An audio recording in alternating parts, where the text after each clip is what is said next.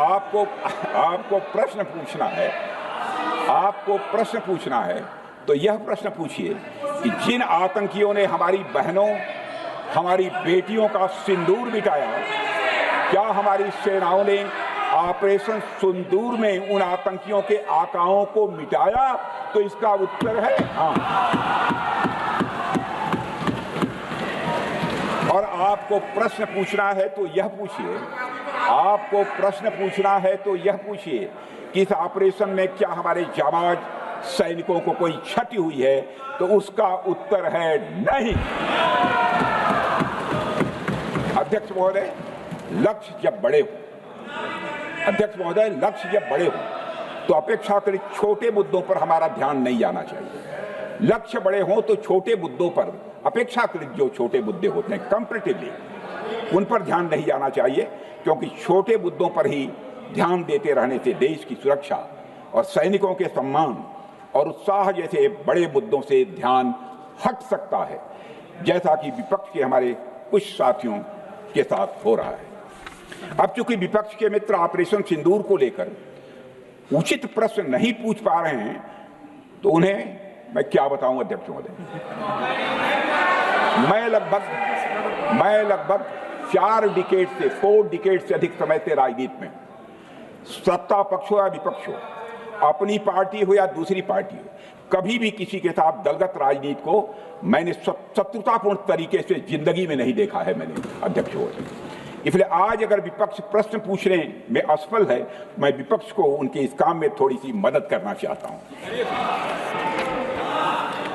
अध्यक्ष महोदय, मैं विपक्ष के अपने सम्मानित साथियों से ये कहना चाहता हूं कि यदि आज हम लोग सत्ता पक्ष में हैं तो ऐसा नहीं है कि हम हमेशा सत्ता पक्ष में ही रहेंगे। यह आवश्यक नहीं है, किसी के लिए आवश्यक नहीं। एक लंबा समय हमने विपक्ष का काम किया है, एक लंबा समय हमने सरकारों से सवाल पूछने में लगाया है। जनता ने जब हमें विपक्ष में रहने का दायित्व सौंपा था तो हमने विपक्ष में रहकर विपक्ष की भूमिका को बड़े ही सकारात्मक तरीके से निभाया भी। अध्यक्ष महोदय, विपक्ष में रहकर हमने कैसे प्रश्न पूछे, इसके कुछ उदाहरण मैं यहां रखना चाहता हूं। 1962 में अध्यक्ष महोदय, चीन के साथ हुए युद्ध में जब दुखद परिणाम आया तो हमने उस समय की सरकार से यह पूछे थे, लेकिन वह प्रश्न यह था कि हमारे देश की धरती पर दूसरे देश का कब्जा कैसे हुआ। हमने यह प्रश्न पूछा था कि हमारी सेना और हमारी जनता अपमानित क्यों हुई। हमने यह प्रश्न पूछा था कि बड़ी संख्या में हमारे सैनिक हताहत कैसे हुए।